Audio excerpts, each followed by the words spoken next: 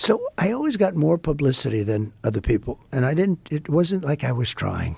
In fact, I don't know exactly why. Maybe you can tell me why. Oh, I could definitely tell you. You said a lot of wild shit. Maybe.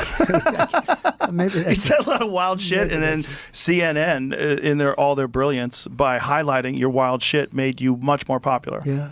And they boosted you in the polls because people were tired of someone talking in this bullshit, pre-prepared politician lingo. And even if they didn't agree with you, they at least knew whoever that guy is, that's him. That's really him.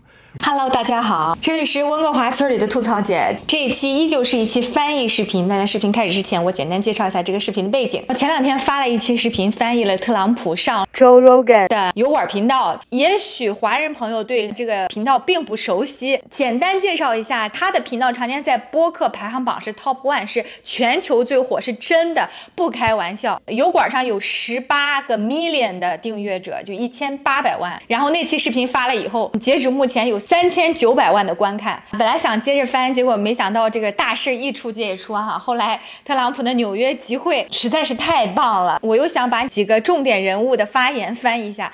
Joe Rogan 并不是川粉啊，提前跟大家说一下，他是小肯尼迪的粉丝，所以他不是去舔特朗普，不是去捧他的，以一个旁观者的身份说了一些大实话。他很聪明，他也看穿了很多很显然那些白左傻白甜看不穿的东西，所以在这期视频里，他扮演了一个我们的嘴替的这么一个角色，就是很爽，一针见血的指出了左媒是如何 abuse 特朗普的，包括在上次跟卡马拉哈里斯的总统辩论里边，同时他们也聊到了defund the police 等等一些左派的很脑残的政治理念。Again， 就像上次特朗普上另外一个频道我说的一样，我认为这对特朗普来说是一个非常非常非常好和正确的决策。有人说是他小儿子 Barron 给他介绍的这些途径，不论如何吧，我都觉得非常好。为什么现在有那么多的川黑，都是因为左派控制下的主流媒体成为了传播左派意识形态、进行思想控制、给大众洗脑的工具。在过去的8年，特朗普都被左媒妖魔化，说他是独裁者、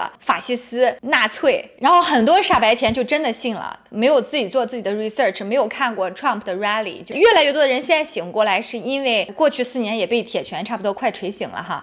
然后再加上很多人会自己动手指，亲自去了解，相信自己的感受，而不是听别人的想法去看特朗普是个什么样的人。那左媒在过去8年一直在断章取义，甚至胡编乱造的描写特朗普，骗了无数的人。那现在特朗普不上主流媒体了，我觉得是特别正确的选择。那他现在上的这些是这个时代更容易被人接受，甚至更有公信力的，就是这些大 V 自媒体大 V， 而且这些人反而真的更客观，因为他们经常也不剪，剪还费时间呢，或者剪很少就把它剖出来了，有上下文，没有断章取义，你反而可以看到真实的特朗普是什么样子的。因为我最近发了很多就是关于特朗普的内容，然后有一些网友就给我留言，甚至有一些人说我是共和党人，但我就是不喜欢特朗普，因为他绑架了整个共和党，整的这个像一个宗教一样，说大家在搞那个个人崇拜，如果之后他拿到了权力，就会滥用权力，以公谋私等等等等。我想说，这个观点令我很震撼的一点就是，特朗普首先他是当过总统的，他不是没干过。你看他那4年，他为自己谋什么私了？我就问，特朗普是历史上唯一一个当了总统以后财富缩水的美国总统，而且被政敌各种迫害，官司缠身。打官司不需要钱的吗？而且他被封口，你见过哪个独裁者、哪个滥用权力的人能被社交媒体平台封号的？而且还被证实已经有2次暗杀了，有多大的利益能让一个人连命都不要了去追逐呀？而且最关键的是，特朗普本来就很有钱了，他本来就是个亿万富翁，当总统对他没有一点好处，只有坏处。为什么特朗普能真正为百姓谋福利？就是因为他本来就很有钱了，他不需要依赖于左派或者是右派，不需要被民主党甚至是共和党来绑架，他的目标只有一个，就是服务美国人民，让美国再次伟大。没有其他的力量能够裹挟他，能够威胁他，能够束缚他。这正是特朗普的 power 所在，这正是他的力量所在。而且说特朗普的粉丝里面有一些疯狂的人，那么没有罪犯喜欢周杰伦的吗？能说明周杰伦也有罪吗？因为翻译这些视频要花很长时间，所以很抱歉更新的没有特别及时。下面我马上就进入这段采访啊。When you see certain people talk, certain people in the public eye, you don't know who they are. You have no idea who they are. It's very difficult to know. You see them in conversations. They have these pre-planned answers. They say everything. It's very rehearsed. You never get to the meat of it. One of the beautiful things about you is that you freeball. Like you get out and you do these huge events and you're just talking and you're making. We've highlighted you on the show many times when you did this Biden impression where he's walking around, he doesn't know what he's doing. It's funny. It's stand up. It's funny stuff. But it's like you and you were making fun of Elon one time. You were doing an Elon impression. It's great. You have like comedic instincts. Like when you said to Hillary, you'd be in jail. Like that's great timing. Yeah. But it's like that kind of stuff was unheard of as a politician. Like no one had done that. And I think... You know, it's funny. You need at least the attitude of a comedian when you're doing this business. This is a very dangerous business, first of all. It's a very tough business. It's the most dangerous business. It's the most, well, for a job? Yes. I mean, other than going to war and being a firefighter or being a cop, it's the most dangerous business. It's the most dangerous. Being president is the most dangerous. Especially you. I mean, you haven't even got to the election. There's been 2 assassination attempts. And they've brushed those out of the news like it was nothing. Yeah, they'd rather not talk about them. Imagine if there was assassination attempts on Biden, how hard people would be attacking the right, how they would be trying to get guns taken away from people. They would try to ramp up gun laws. They would try to figure out some way to blame you. If there was attacks on, if Biden got shot in the ear, we would have never heard the end of it. I do things that make it, that don't necessarily make me so popular. I just do what's right. And when you do that, you know, you're more, look at Iran. We would have never had the attack on Israel at all. Iran was broke. I told China, if you buy, you can't do business in the United States. If you buy any oil, 1 barrel of oil from them, you're not doing business. And I said that to many countries. Iran was broke. They had no money for Hezbollah. They had no money for Hamas. They had no money. But I make myself... You know, I understand what I'm doing. You make yourself a target, and it's a very dangerous business with a president. If you look at the amount of assassination attempts and attempts too, and attempts.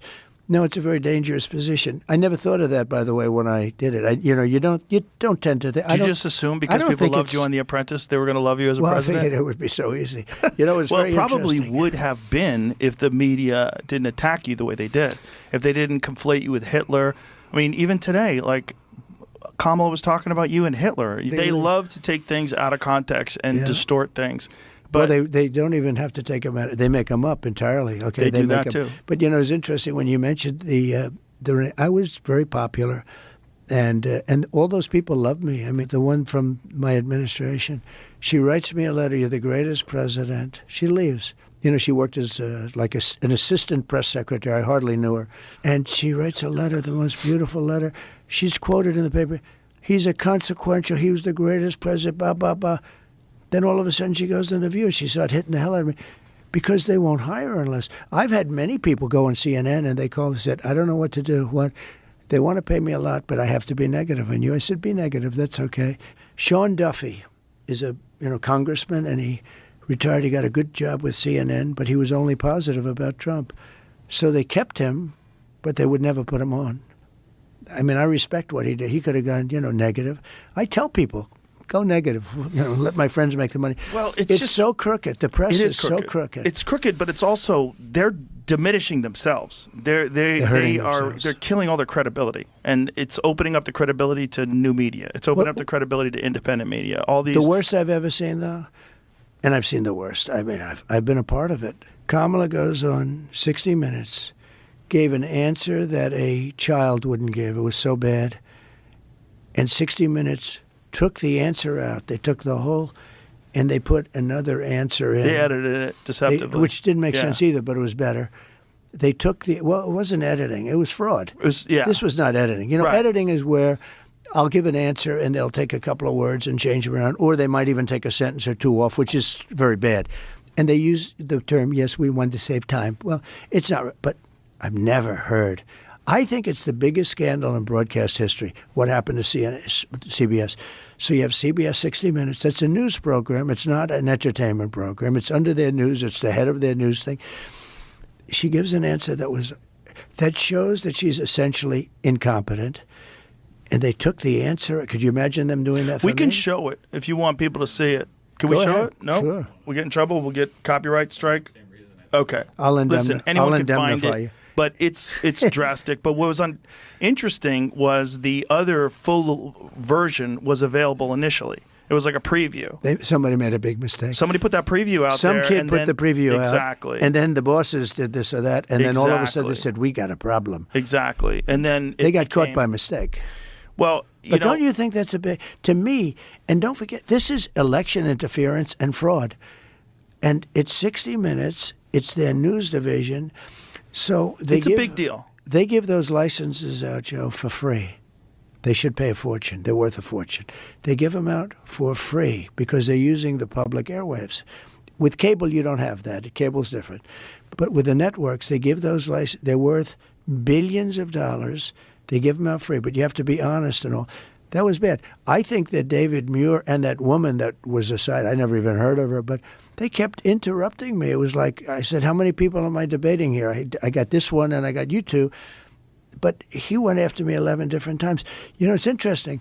I always thought he was a nice guy, but he's just like the rest of them, you know? Well, that's his job, unfortunately, and I'm sure but not when what they wrong. want. You're right. Well, the problem was they fact-checked you and they didn't fact-check her. And not one of the at most all. egregious examples of that was when she said that there are no troops right now deployed in war zones. Yeah. There's a very famous viral video that went online of troops in a war zone saying, well, what the fuck are we then? Because there's thousands of them. Dan Crenshaw, the congressman, posted on his Instagram all of the various examples of troops that are deployed, thousands and thousands of troops that are currently deployed. Stupidly deployed. But the point is, if this is going to be an actual real debate and not a propaganda exercise, if it's going to be a real debate, you have to fact check everybody. So it's one of two things. It's either it was not true, it was a lie on purpose, which is terrible, or it was the opposite. It was ignorance, which is also terrible. Well, Joe, when I said crime is soaring, he said, no, crime has gone down. I said, where did you hear that one? Crime has gone down. I mean, I'm debating with this guy, but I've had that. Well, there was amended FBI statistics that came out after that showed that crime had gone up substantially. And by the way, the statistics were a fraud because when they put out the statistics, they didn't include some of the worst places. They didn't include some of the worst cities, some of the most deadly places.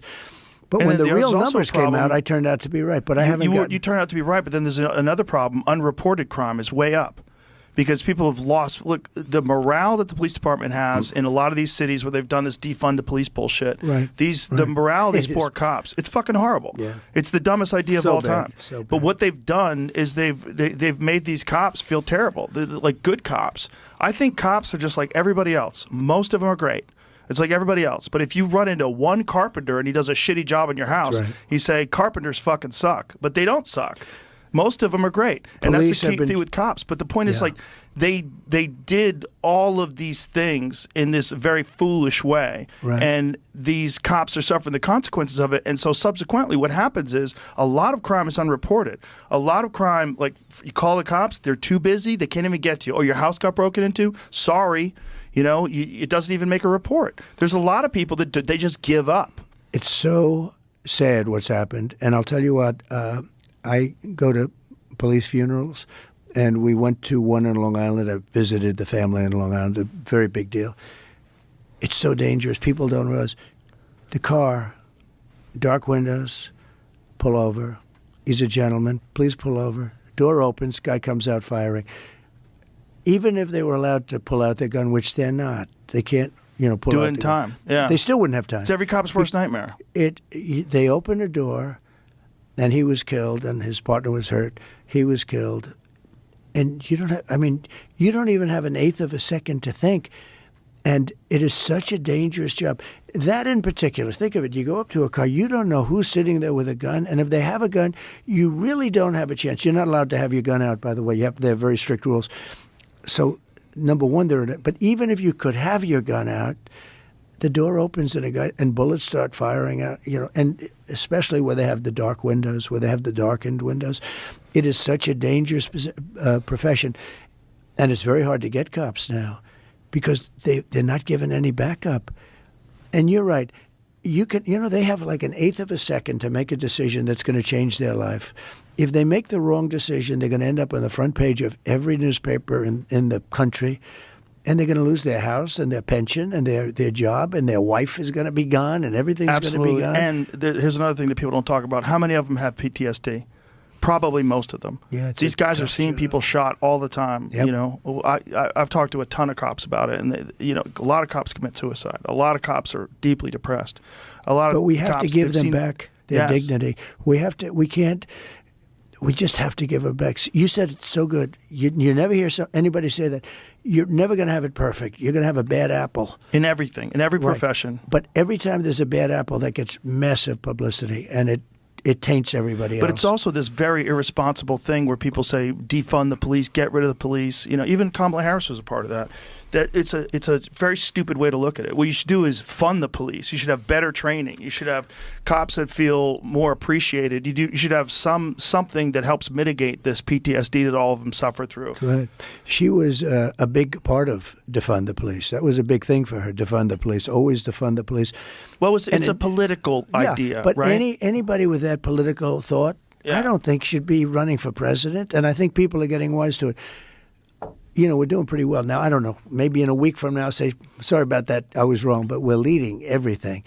And I think we're going to have a very good election because people are starting to get to know her.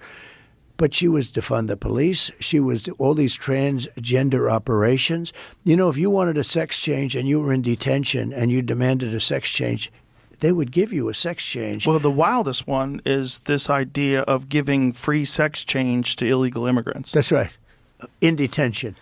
That is the wildest thing. But is that the biggest problem you have? Yeah. You just walked here from Guatemala. You need to become a girl? But she was in favor of it. Yes. So think of it. She changed. She changed 15 policies. In fact, I'm going to send her a MAGA cap. She stole your idea about no tax for tips. I came up with this idea that honestly nobody ever heard of. Now, it took her 2 months, but you know what? All of a sudden... it caught fire. And she just put it into a little speech. Yeah, well, it became popular. I think we still have that issue. I think that issue is a good one for us. 好，非常感谢您的收看。最近翻了好多关于美国大选、特朗普这边的演讲、采访等等，欢迎大家翻看往期历史记录，翻译以及加字幕真的是一个非常耗时耗力的工作啊！如果您喜欢我现在所做的内容，欢迎您踊跃打赏支持，您的鼓励和支持才是我把视频做下去的动力啊！如果您是新朋友，也欢迎您点赞、订阅、开小提醒，就不会错过下一期的视频了。最后还是依然感谢看到视频最后的您。如果您想看什么内容或者有什么线索，也欢迎您私信跟我联系。这期视频就说到这儿，下期视频再见了，拜拜。